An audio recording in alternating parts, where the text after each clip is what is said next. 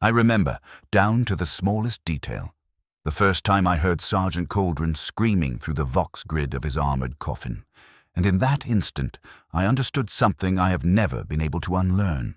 Some prayers are best left unanswered.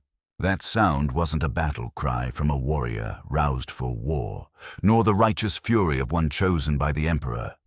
It was the sound of a man who had forgotten how to die, locked inside a prison of adamantium and faith, begging for a kind of oblivion that would never come. They sent me down into the reclusium, deep beneath the lowest levels of the fortress monastery, to witness what they politely called a malfunction. At the time, I was only a third-year apothecary acolyte, still unworthy to lay hands on the chapter's gene seed vaults. I was certainly not experienced enough to tend the heroes entombed within Dreadnoughts. But Apothecary Thalen had been found dead in his cell 3 days earlier. Suicide, though no one ever used that word, and I was the only one available. I had at least rudimentary training with the Dreadnought frame's biointerface systems. The chamber stank of antiseptic and ozone. The air had been recirculated through ancient filters so many times that, when it touched the tongue, it felt thin and tasted metallic. Of course, I'd been in the reclusium before, during my prayer hours, standing among the sleeping, armored sarcophagi of the chapter's fallen heroes, offering litanies for their eternal rest between battles. But I had never been there alone. Never stood face to face with a coffin that was awake. Other Dreadnoughts stood in their alcoves like silent sentries. Their organic remnants floated in drug-induced dreams, their machine spirits idle at rest. Only Cauldron's alcove glowed. Only his sarcophagus bled heat from active systems. Vent slits along the frame hissed and spat vapor, struggling to manage the thermal load of a body that was meant to be cold and still. "Brother Cauldron," I said, forcing calm into my voice while my hands trembled. "I am Apothecary Acolyte Malas. I've come to attend to your needs." The vox grid crackled. For a long time there was only static. Then, after how long? I glanced down at the data slate Chaplain Morai had pressed into my hands before leaving in a hurry that felt suspicious. "You've been active 73 hours, Sergeant," I read, choosing the safety of numbers. "Standard post-combat monitoring ended 69 hours ago. You should have entered dormancy when the sedation protocols were initiated." The voice that answered came through flat speakers, calm, emotionless, scrubbed clean by mechanical mediation. And yet underneath it, I could still hear something, a rawness in the tone that raised the hair on my skin. "How long has it been?" he asked. "Since Karnos IV. Since they sealed me into this." I looked at the slate even though I already knew the answer. Every acolyte memorizes the names and deeds of the chapter's Dreadnoughts in the first year. 147 years, Sergeant. The sarcophagus shuddered. Servos groaned. Without thinking, I stepped back and my hand went to the combat knife at my hip, useless against tons of bonded ceramite and plasteel. But reflex is reflex. 147, Cauldron repeated. "I don't remember what it feels like to sleep." "Do you know what that's like, boy? To forget what it feels like to close your eyes?" I didn't know what to say. The manuals I'd studied spoke of mechanical faults, biological rejection, neural degradation. In the sacred texts of the Apothecarian, there was no protocol for this. No chapter devoted to a hero who no longer wanted to be a hero. So I said the only thing I could think of. "You are still serving the Emperor, Sergeant. Your sacrifice is eternal glory." He laughed. It was a dreadful sound, processed through a vox speaker that was never made to carry joy. "I don't have eyes anymore, Malice. Do you know what they took from me when they entombed me? Non-essential biological components," they said. "They told me optical sensors would be better, so I keep trying to blink. Every moment I'm awake, I try to close eyes that no longer exist, and I can't. The machine won't allow it." I moved closer, carefully, and checked the readouts on the monitoring station beside his alcove. Synaptic activity was far above normal. The chemical regulators should have been flooding the system with sedatives. They were working, but the dosage clearly wasn't enough. I increased the flow and watched the numbers climb. Sedation will take effect soon, Sergeant.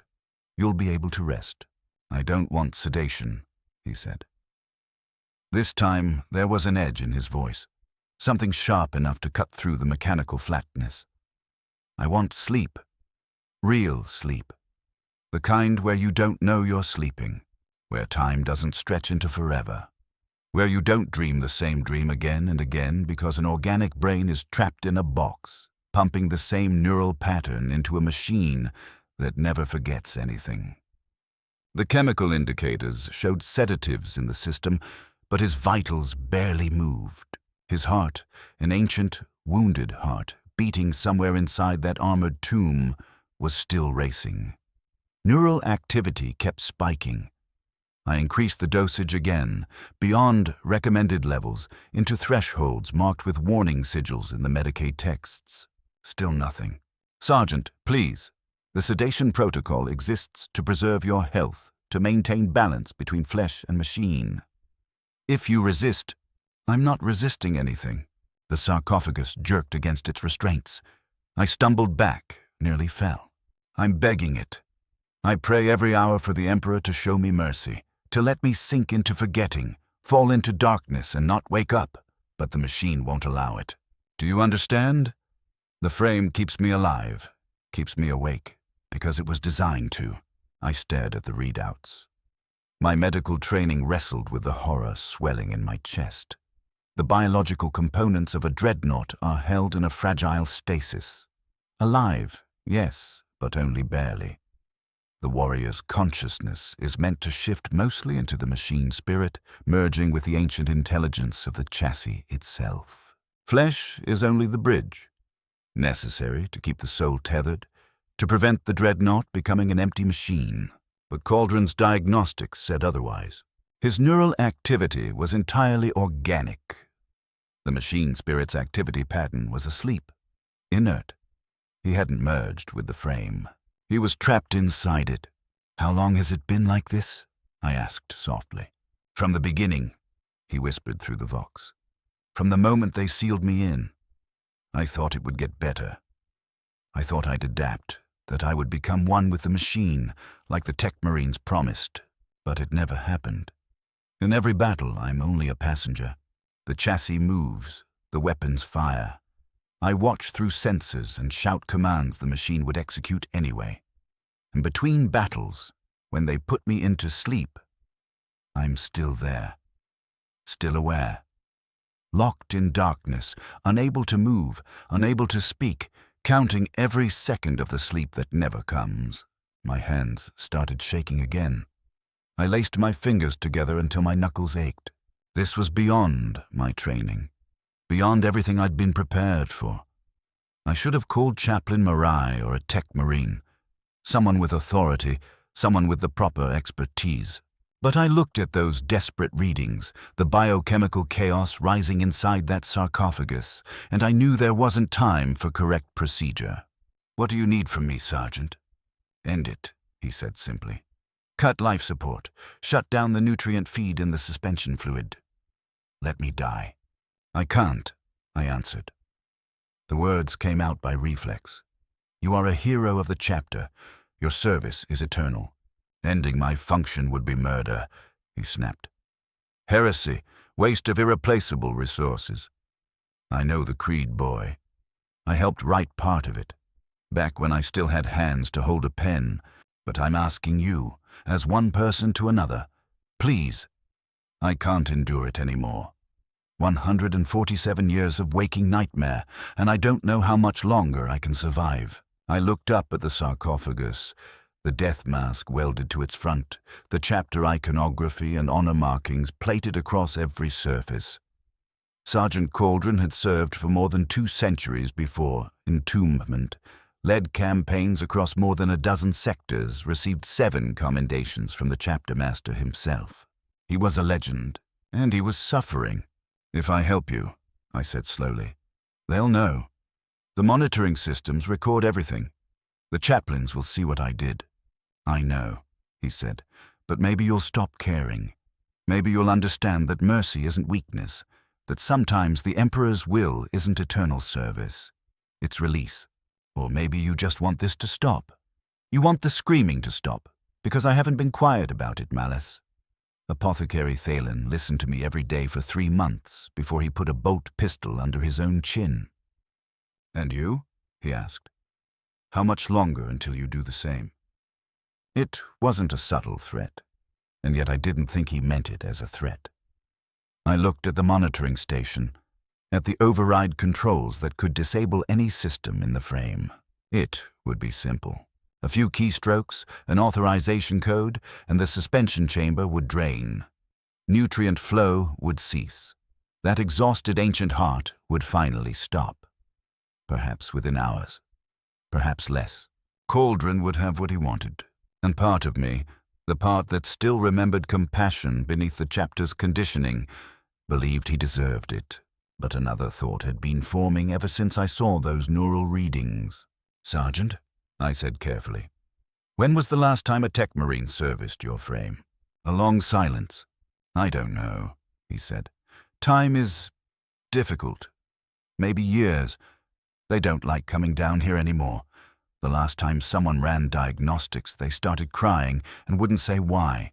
I opened the maintenance logs on my data slate and scrolled through years of entries. Ritual blessings, periodic upkeep, minor repairs. Everything standard, proper, according to protocol. Then, about 5 years back, the gaps began to grow. 6 months between inspections, then 9, then a year. The most recent service entry was 18 months ago. The Tech Marine's note was brief. Systems nominal, subject agitated. Recommend extended dormancy protocol. Nothing about a failed machine spirit integration. Nothing about the neural feedback loops meant to soothe the transition from flesh to machine. Nothing about why Sergeant Cauldron was still, horrifically, entirely human inside a shell designed to erase humanity. I need access to your diagnostic port, I said, moving behind the sarcophagus. I want to check something. It doesn't matter, Cauldron said. But I didn't hear resistance, only exhausted resignation. The machine works perfectly. That's the problem. The diagnostic port was sealed beneath a plate embossed with the chapter emblem, an eagle gripping sword and shield. I pried it open with my multi-tool, exposing the data interface, and slotted my slate's connector in. After authentication, the chassis' internal logs began to download. Thousands of entries, decades of data, battle reports, system checks, neural interface readings. I filtered for faults, anomalies, anything that explained what I was seeing. And then I found it, buried deep in a subsystem log dated 147 years ago, 3 days after Cauldron's entombment. Machine spirit integration failure. Organic consciousness retains full autonomy. Recommend immediate extraction and re-entombment in a compatible frame. That recommendation had been flagged for review by the master of the forge. 1 day later, a response. Request denied. The chapter requires all Dreadnought frames for the coming campaign. Subject will adapt over time. Continue monitoring. He had never adapted. They had known he would never adapt. And they had left him in there anyway. I stood frozen, staring at the screen as cold dread spread through my chest. This wasn't a malfunction. Not an accident. This was policy. The chapter needed a Dreadnought. Sergeant Cauldron was a suitable candidate, that his consciousness refused to merge, that he would spend every waking moment in mental torment, mattered less than the tactical value of a heavy fire platform. I thought of Apothecary Thalen, his sudden death, and the way Chaplain Morai had avoided my eyes when assigning me this malfunction. They knew. Everyone with access to these logs knew what Cauldron was enduring. And no one did anything because doing so would mean admitting the chapter had made a mistake. That the holy Dreadnoughts, those venerated ancients, could be prisons as easily as they could be altars. You found it, didn't you? Cauldron said. Not a question. You found the report. Yes, I whispered. And now you understand. His voice softened again, hollow, bone-tired. I filed a petition every year since they entombed me. Formal requests to the chapter master, appeals to the chaplaincy, medical reports to any apothecary willing to listen. They all answered the same way. Continue monitoring, adapt, serve, as if faith and duty could overrule what the machine itself knows perfectly well. That I was never meant to be in here. I pulled the slate free and resealed the port. My hands were steady now, but my mind was racing. The practical part of me, the part forged in the apothecarian's cold logic, knew what I should do: report the discovery, propose extraction and re-entombment. Let my superiors handle the political consequences. The chapter had been wrong, yes, but mistakes could be corrected. Cauldron could be transferred into a compatible frame and become what he was supposed to be. A true dreadnought, flesh and machine in harmony. But a smaller, quieter part of me asked a different question. What if they said no again? What if the tactical value of keeping Cauldron in this frame, even with failed integration, outweighed the cost of his suffering? What if I handed him back to the same system that had trapped him, and they buried the report even deeper, sent someone else to ignore the screams? What would you do, I asked, if I could offer you a choice? Not death, not yet, but a chance to escape this. To be re-entombed properly, to have what was promised when you accepted entombment. For a long time, there was only the hiss of cooling vents and the distant thrum of generators in the fortress monastery. Then Cauldron spoke, and his voice was different, sharper, more alive than at any point since I'd arrived. Is that real? Or are you just giving me hope so I'll stop being a problem? I don't know, I admitted. But now I have proof. Evidence that your integration failed through no fault of your own. Evidence that the chapter neglected its duty to you. With that, I can force a review. They'll have to listen. They didn't listen to me, he said.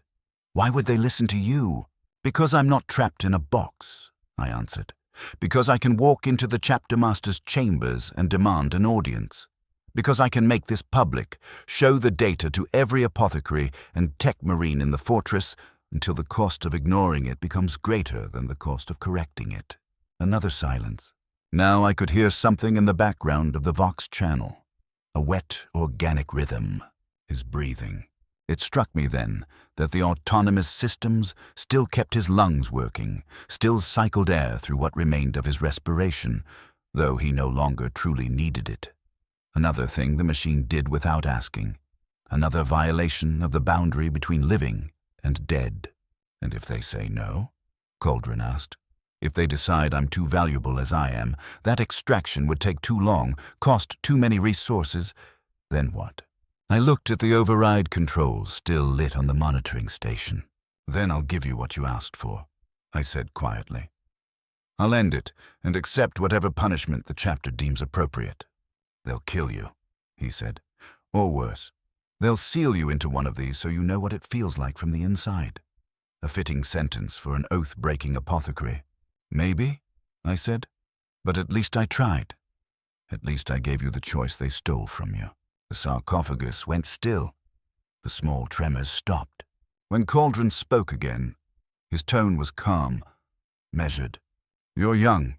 You still think the chapter is honor and brotherhood, that the oaths we speak mean more than tactical doctrine.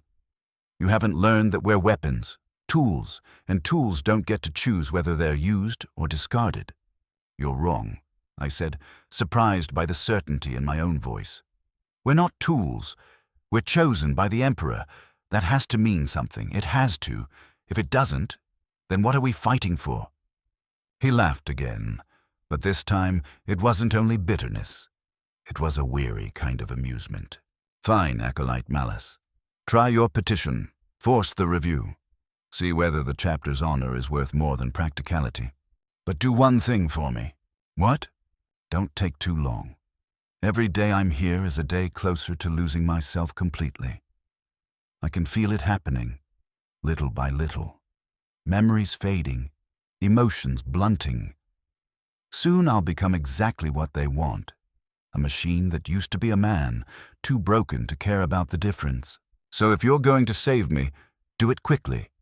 Because if you're slow, there won't be anything left to save. I nodded even though he couldn't see.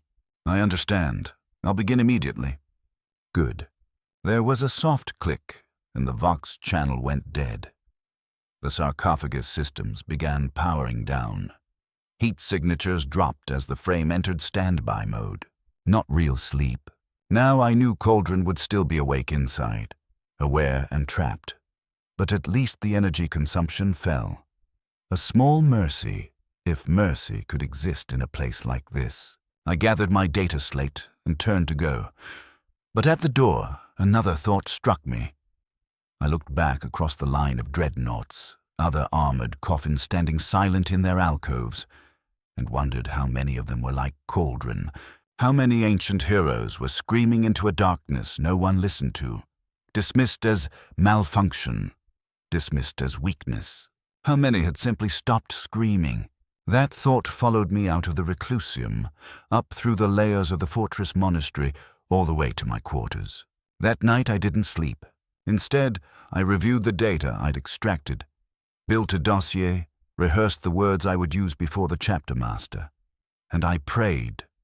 Not the rote litanies of every morning, but a real prayer. Desperate and honest, I prayed that I was right, that the chapter's honor was real, that the oath to protect and serve included us too. The next morning I submitted a formal request for audience with the chapter master, attaching diagnostic logs and maintenance records as evidence. The request was acknowledged, but not approved. I waited 3 days and submitted again. Acknowledged, not approved. On the 5th day, I received a summons to the chaplain's chambers. Chaplain Morai met me in a small room, lit only by prayer candles, flame-cast shadows dancing over the walls. He was an old warrior, his face scarred in the way decades of war carve stone. His eyes were hard and unreadable. He did not offer me a seat. "Acolyte Malas," he said, his voice like ground rock. "You're investigating Sergeant Cauldron." "Yes, Chaplain. I believe his machine spirit integration failure was not handled appropriately. The evidence shows." He raised a hand and cut me off. "I've reviewed your evidence. It is thorough and troubling." He paused, studying my face. "Do you understand what you're suggesting? That the chapter neglected its duty? That we allowed one of our honored brothers to suffer unnecessarily?" "I'm suggesting," I said carefully, "that a mistake was made and can be corrected." "Mistake?" he repeated, tasting the word like something bitter.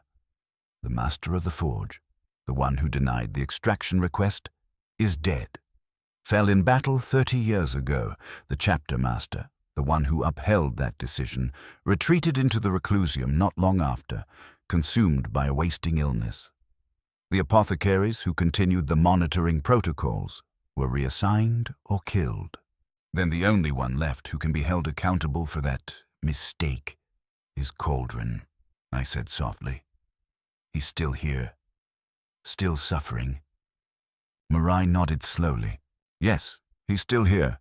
He turned away to face a small shrine in the corner, an austere altar to the Emperor decorated with prayer slips and scorched bolt casings. "Tell me, Acolyte, what do you think happens if we admit this openly?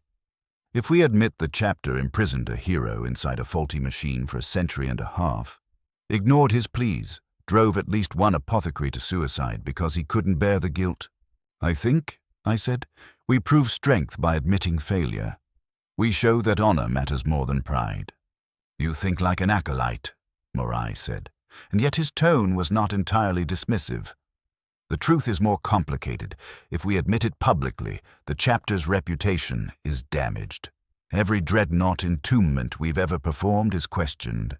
We invite scrutiny from the Mechanicus, other chapters, perhaps even the Inquisition. If they decide this is a wider pattern of neglect, the political cost will be catastrophic."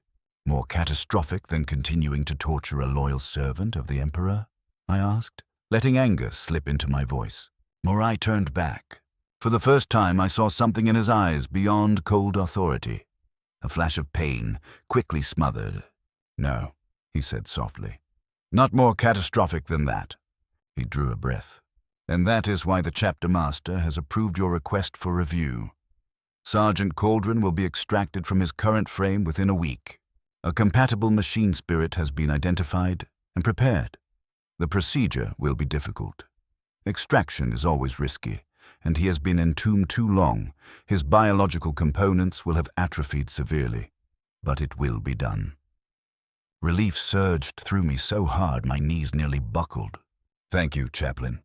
"Don't thank me yet," he snapped. "The extraction will be done quietly. There will be no official record of failure or correction. The paperwork will state that the current frame suffered irreparable damage during routine maintenance, requiring an urgent transfer." "You understand what I'm saying, Acolyte?" I understood perfectly. The chapter would correct the wrong. Only if no one outside a small circle ever learned the truth. Cauldron would be integrated properly and given the existence he'd been denied. But the price was silence, complicity in a cover-up. "If I refuse to stay silent," I asked, "if I insist on recording the truth?" Morai's face hardened. "Then the extraction still happens, because the chapter master is not entirely without conscience. But you will be assigned to penal companies at the frontier, where your talent will be squandered on orc raids and minor clashes with traitors until you die in some meaningless skirmish. Your promising career ends before it truly begins, and the truth you're desperate to preserve dies with you because no one else will speak of it." The choice was clear and cruel. Cauldron's freedom in exchange for my silence. Correcting an injustice in exchange for burying proof that it ever existed. I thought of refusing, of standing on the principle, demanding accountability no matter the personal cost. And then I thought of Cauldron, counting seconds in the dark, losing pieces of himself. And I knew principles were a luxury I could not afford if the price was leaving him in hell one more day. "I will keep the chapter's secret," I said. The words tasted like ash. Good. Morai didn't change expression, but his posture eased slightly. "You will assist with the extraction.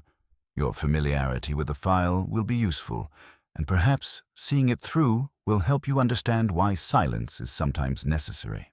"Yes, Chaplain." "Dismissed. Present yourself at the Reclusium at the 6th hour tomorrow. The Tech Marines will begin preliminary preparations."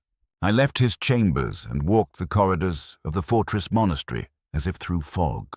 I had won.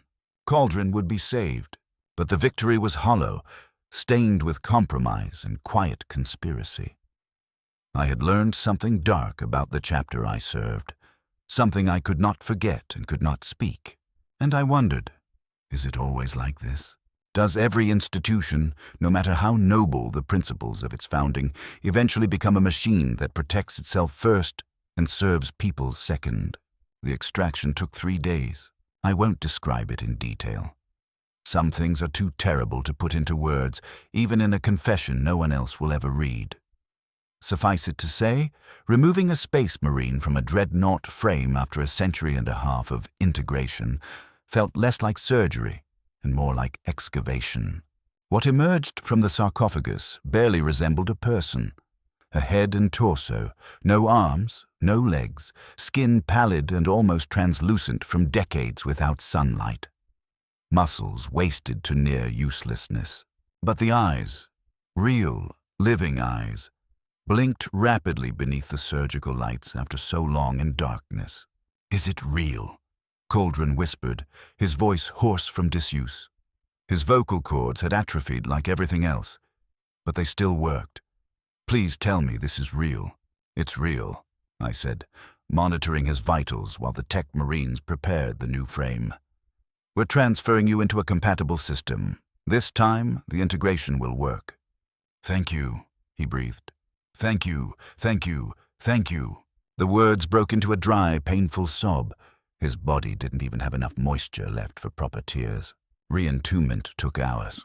The senior Tech Marine worked with precise reverence, grafting nerve lines into data conduits, binding flesh to metal, performing the sacred rites that tethered Cauldron's soul to the machine spirit, waiting inside the new chassis. I watched the neural readings and saw the organic and mechanical patterns begin to interweave, synchronizing in a way they had never done before. It was working. Finally, unbelievably, it was working. When they sealed the sarcophagus and activated the primary systems, there was a long silence. Then the Vox grid crackled, and Cauldron spoke. But the voice was different. deeper, resonant, as if something larger than a single consciousness now spoke through it.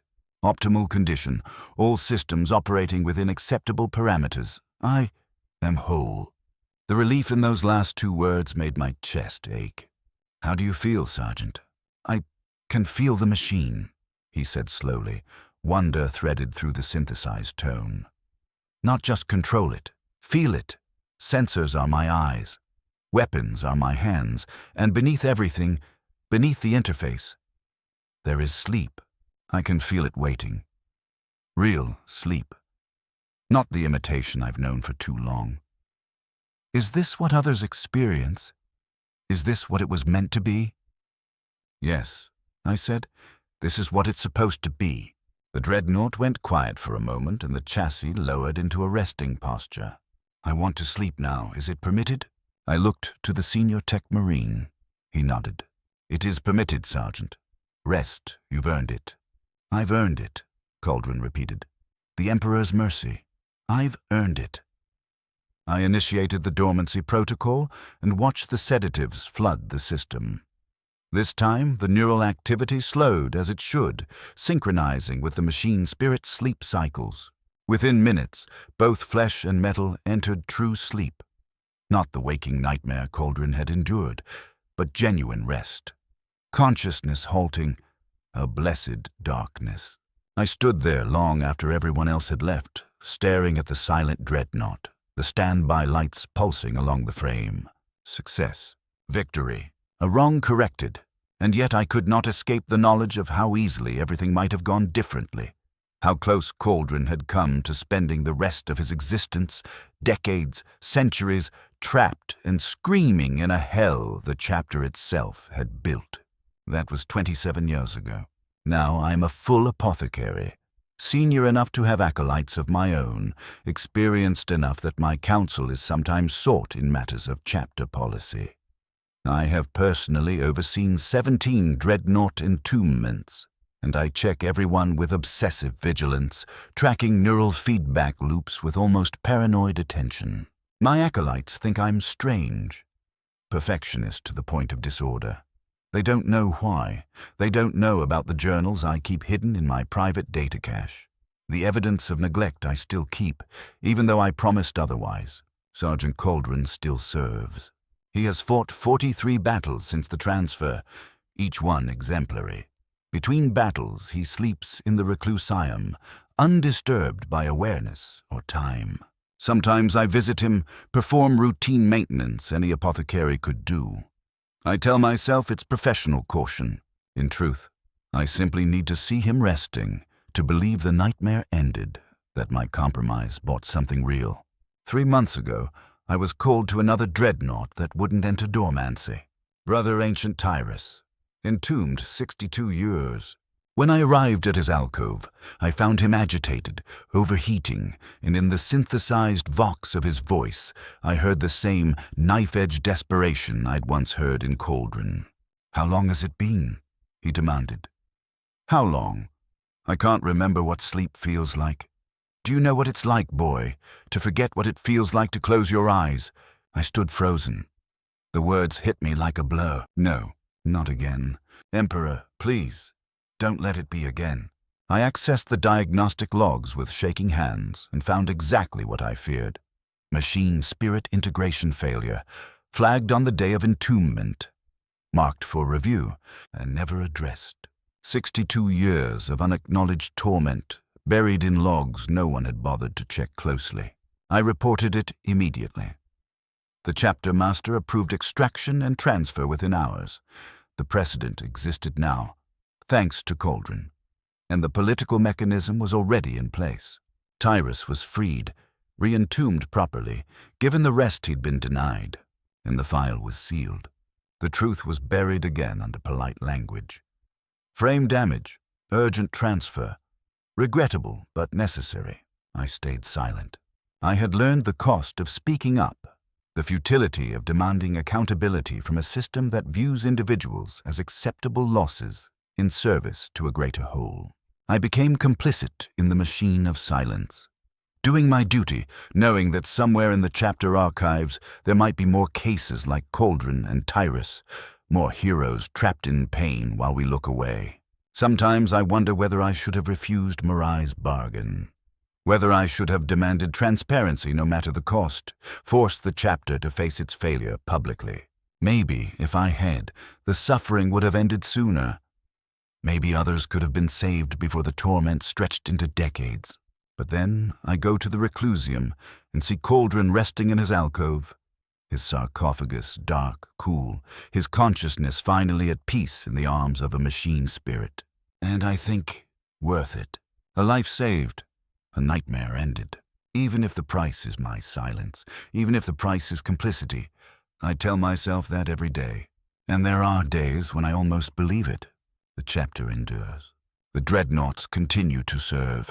And I keep my secret watch, verifying every integration, tracking every neural pattern, hunting the signs of another failure before it metastasizes into decades of suffering. It isn't redemption, it isn't justice, but it is what I can do within the limits of a system I swore to serve. Cauldron once asked me what we fight for, if we're only tools with no choice, no self-determination. Then I had no answer. Now, I'm not sure I do, but I know this. Every time I catch a failed integration, every time I quietly push for an extraction, I'm fighting for the idea that even inside the crushing machine of the Imperium, even inside a chapter that values practicality over compassion, small mercies can still exist. Small acts of humanity, pushing back against the dehumanization we all endure. Not much, but something. And in this galaxy, in this age of darkness, sometimes something is all we dare hope for. I think Cauldron would understand. I hope he would forgive me for the compromises I carry in his name, for the truths I buried in exchange for his peace. But I will never know for certain, because I will never ask him. To ask would risk waking him from the sleep he fought too long to earn. And I may be many things, complicit, compromised, perhaps even a coward for not giving everything to principle. But I'm not cruel enough to do that to him. Not again. Never again. So I keep silent. I do my duty. I maintain my quiet vigil over the sleeping ancients. And I pray, though I'm no longer sure to whom or for what, that the small rebellions I commit in the shadow of the Reclusium are enough. That mercy, imperfect, compromised, still counts as something in the Emperor's reckoning. The bells of the fortress monastery are ringing now, calling us to evening prayer. Soon I'll join my brothers in the chapel, recite the familiar litanies, swear once more to eternal service to the chapter and the Imperium. The words will taste like ash, always like ash now, but I'll still speak them, because that is what we do. We serve, we endure. We carry compromise like chains and tell ourselves the weight is bearable, until the day it isn't.